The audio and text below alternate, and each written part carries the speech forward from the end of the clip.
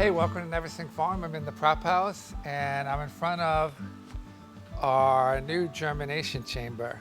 So we have a tabletop version, but this is, for a high production farm. It's 12 shelves, which is for wind strips or 1020s, you're talking about 60 trays. So, I need a calculator to do the math, but let's say you're using 288 trays, right? So 17,000 starts you can have at one time, and that is something.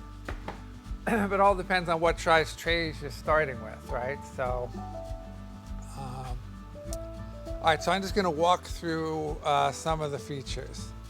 One nice thing about it is the doors, these are just magnetic.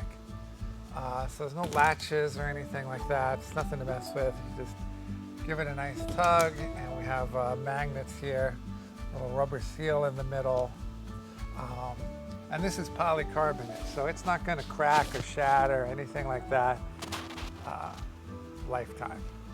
As we go inside, it's all stainless. The shelves are stainless, the expanded metal is stainless, the body's stainless, the reservoir is stainless, the hinges are stainless, so it's gonna be forever. There's really nothing to go wrong with it. It has a reservoir on the bottom. If you're not familiar with germination chambers, this is the perfect environment to germinate your seeds. It'll do 100% germination on viable seed, right? Which just means, like, you get a packet and tells you your percentage of viable seed.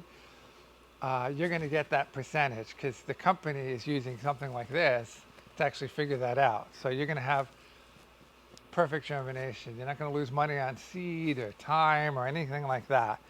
That's why it's a requirement on a high production small scale farm or a large scale farm. So what's on the bottom is a reservoir, which has water in it. And on this big unit, it's just hooked up to a hose, and then it's just an automatic feed. So you never have to worry about it. Once it's attached, it will continue to supply water as the water gets used.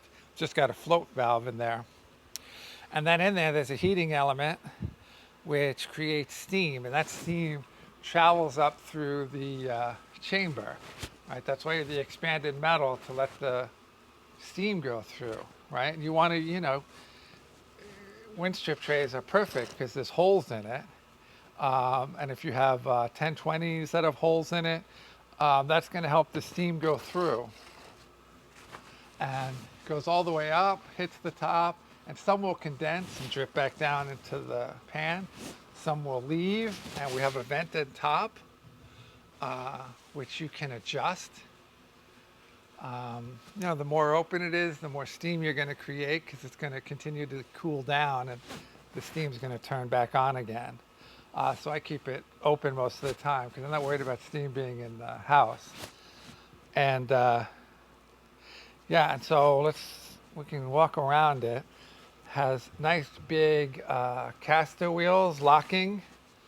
So you can move it around the farm because maybe in the summer you want to move it into the barn where it's cooler, so that it continues to create steam, especially if you're down south and it's hot down there. You may not get steam created, so you may want to move it into the barn. Also, we have an optional shade. So it's just shade cloth on a rail, and that'll help cool it down because you don't want sun, beating in here, because you want that steam to turn on and you don't want it to dry out in here, right? So big casters.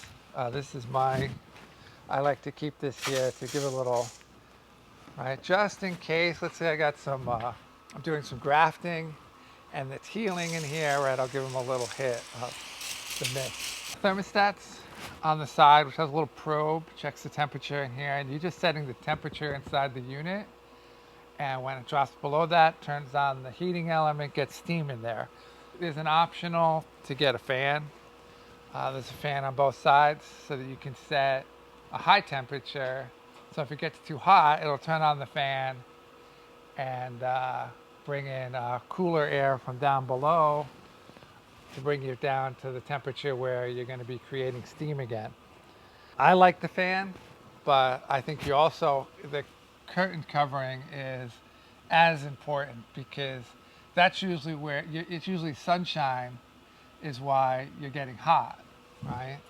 So as the spring comes and the sun comes and prop house warms up and you have sun beaming down into the through the polycarbonate doors, that's where you're going to get heat. So the shade is as important.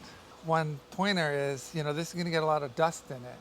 I don't know about your prop house, but my prop house is dusty. So you just want to hit it with a shop vac. And then it's got the same thing on the other side. We have the same doors. And this is great because, right, there's a final watering area for the trays. So what we do is they just go in this side and then they come out the other side, right? So we just lay them. This is just our wind strip marker. So we just label it, make sure it's labeled. You don't need a date on it. Maybe you like a date, but just another pointer for germination chambers is you're not doing it by time, you're doing it by when they germinate.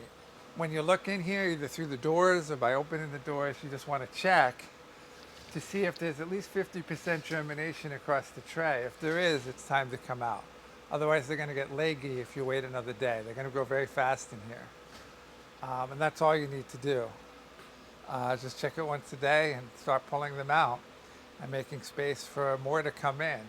It's the heart of the farm. It's where everything gets started. And I mean, every tray comes through this chamber at our farm at least. And yeah, so that's how you do it, is just check if it's germinating. You're probably used to, if you're not using a germination chamber, is, you know, you dibble the tray, then you put your seed in, then you cover it again. Well, that covering step is no longer needed. You want to be able to see all the seeds. You want to be able to see when it germinates, right? That covering is really so that you have moisture all around the plant when it's sitting on a table, because the soil is going to hold on to moisture. Well, in a chamber, it's all steamy, so it doesn't matter anymore. But now you can see all of your seed. You completely eliminate that step of covering it. And once it germinates, the seed's fine. You know, it's already putting down roots. It's got its thing, so you don't have to worry about it. It's great that you get to remove that step. And it is important when you start working with a germination chamber. Yeah, so that's the unit. There's also a 6 shelf, which is just half size. And just like our tabletop version, shelves can get removed if you're putting in tall things. So when we do tomatoes, we'll just remove every other shelf so that we can put in tomatoes, and that'll give us, 6 shelves. 6 times 6 is 36 times 200. You can, probably do the math. You're looking at like 7,000 healing tomatoes in here. Anyway, that's our germination chamber, and we're really, really proud of it. We've worked on it for a very long time. It's a big piece of equipment. It's a big investment for farms. I know it was a big investment for our farm, but it completely changed how we worked. And suddenly the prop house became a factory, and we were able to keep up with our production by having this, right? Because there was a big bottleneck in the prop house, not being able to produce stuff fast enough, or things not working, and then you get behind. This, it's always working. You don't have to worry. You remove all that risk. All right, so hey, thanks for watching. Till next time.